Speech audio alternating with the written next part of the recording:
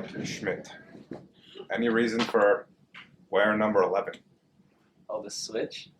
I was 33 for 3 years, and then I wanted to switch to 1, but we don't have a number 1. So the closest thing I had was 11. So that was really it. Gotcha. Before this season, I was a Kyrie fan, and now after the season, I'm not a big Kyrie fan. Gotcha. So why were you trying to get away? You wanted number 1. You couldn't have it. 33, you were just like sick of it. You're done with it. No, 33 was Jason Williams' high school number. Oh, I see. And that was my, when I was a freshman, I had a choice between that and 25. And it's the only thing, I picked 33. That was a better choice for me. And then changing to 1 would have been like, for me, it was like a mindset thing. Because like when Bonas won when they got their automatic bid, Jay Adams switched from 10 to 3. And I always thought, I was like, I think it would have been more of a statement if he changed to number 1. Like, that's your number 1 in there. So that was kind of what I was going for, I guess. You were on the 2016 Olean State Championship team. What did you learn from that? Were there similarities of that year to this past year's Final Four run? Yeah, I learned a lot, actually. I played behind Jake Cabana, and he killed me in practice, put it that way. He'd bully me, and he'd talk a lot, and anytime he got mad, he'd take it out on me. So I think that, playing with him and with my brother especially, those two really picked me up and got me going. I think they made me like the game a lot more. There were some times where it wasn't as fun, but overall, I think that made me a better player for sure. Yeah. And then similarities between the two teams. Yeah, sure. Yeah, there's a lot. How hard we played, everybody talks about both teams, the defense we played, how we limit teams to under whatever it was, 45 or whatever. And I think that was a big part about it. And then both teams were really well connected, like even off the floor. Maybe my team this year even more than the other team. We hung out all, 15 of us, 13 of us. We're all best friends. So that was a big thing for this year. And the other thing with the other team was they were really good at keeping each other accountable. The way anytime somebody made a mistake, it was somebody was there to pick them up, or if somebody wasn't doing what they were supposed to, somebody was there to tell them, and this is what you're supposed to do. And best team mentality, probably. I feel like Olean's like a flashy kind of place, but the basketball team is not flashy. No, we have some flashy plays, I guess, if we make good plays, but it's all with good fundamentals. It's all started from good fundamentals, good basketball, everything we've been taught.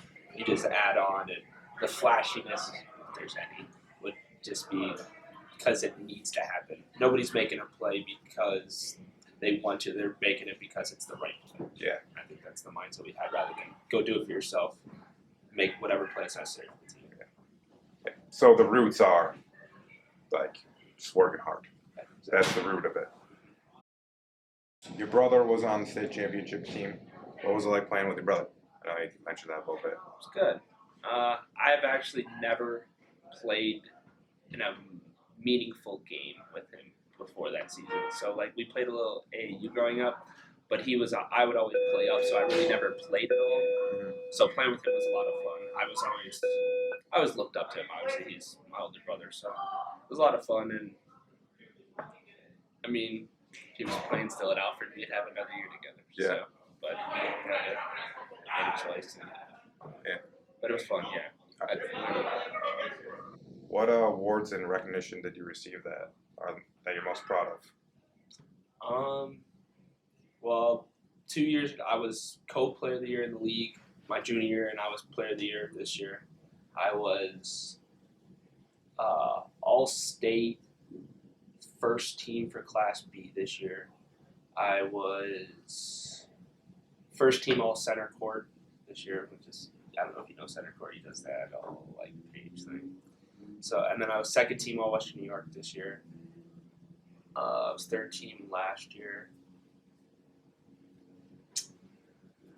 I had made the all tournament team this year for like class B for our whatever. I guess it's states. I made all tournament team. That's really it. I was section player of the year, section or class B CC something. So I've asked everyone this question: what do you think that it takes to be really good at something? What do you need to have? What do you need to do? What is required to be really good? I think it's all about work ethic. Just how much time you put into it. Really, like how much time you put in is really what you got out of it.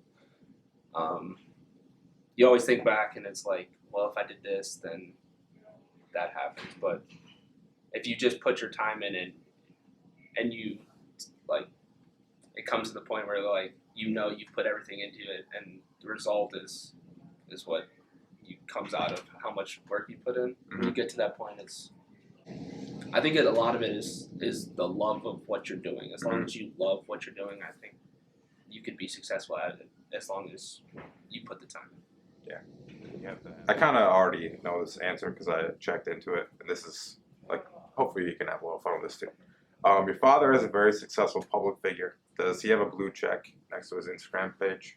He does not have social media. He barely knows how to work his phone. Like, I guess fathers in general have, significant influence on their children's lives. What kind of impact has yours had on you? Probably the biggest impact of my life, I would say. Without him, I would not love basketball as much as I do. Would not have gotten into basketball as early as I did, which means I probably wouldn't have been as good as I was. I'm going to college to become a basketball coach, so that really would never happen without him. So at this point, I think I owe him a lot. So what he's given to me is awesome. I can't express how much appreciative I am about that. That's pretty sweet. Yeah, priceless. That's good stuff.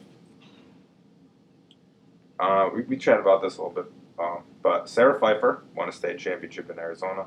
Josh Beeler and yourself are the only state champs in this school. I would venture a guess that there are a lot of schools that don't have any state champs. Those things are pretty special. What impact do you feel like you've left behind? What advice do you have for some of the younger Huskies who attempt to continue the tradition that has been set in Olean? I don't know about like a legacy I've left behind or anything like that. I've just been trying to do at the beginning of the season we set goals, and it's win the league, win the tip-off tournament, win the IBO, win the league, win section, and then win states. And when you set those goals and you keep achieving them, I guess, then I don't know. I guess your legacy is what you make out of it. The legacy doesn't start like after you win. Like it's what you've built up to it. So leaving behind something, I guess, is special. But like you said, there's not a lot of state champions in a lot of schools. So to be one and to have that, if people like ever say, "Oh, you remember Mike Schmidt?" Like, I guess, yeah, he wants. I guess that's what you want to be remembered as, right? You're setting goals, and then you keep them in mind. Like how important is practice, do you think? Practice is just as important as the games. I really do believe that. Obviously, you have to have some, for lack of a better term, ice in your veins in the game, but practice is where everything happens. It's where you get your shot right. That's where you learn. That's where you get better. And without that, the games are never as fun. That's a good answer. That's what I was hoping that you would say. I was hoping that it wouldn't be like an Allen Iverson answer. Obviously, there's an enormous part of the tradition at Olean basketball is, I guess, through Coach A. What are some lessons that you learned from him? You can only control what you can control. I guess that's the biggest one.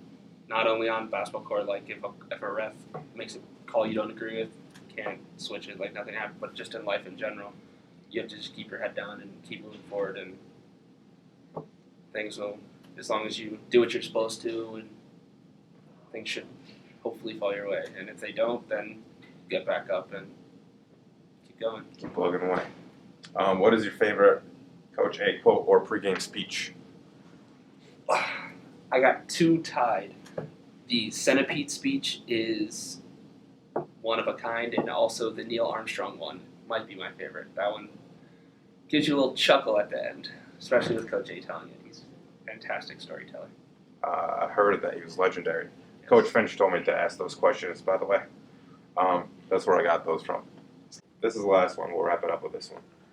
Now that I've found out for sure that you're going to Alfred, one of your teammates, Droney, is going to Nazareth, and pretty sure they're conference rivals. Yes. How much have you guys talked about these future matchups? Oh, I can't wait to play Joni. That is going to be one of a kind.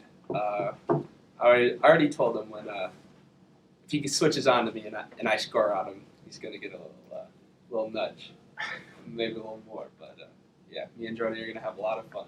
I can't wait. That's cool. Congratulations on being the man, and thank you for taking your time to do this. Yeah, thank you. I appreciate you doing this. This is very sweet. Cool. Thanks.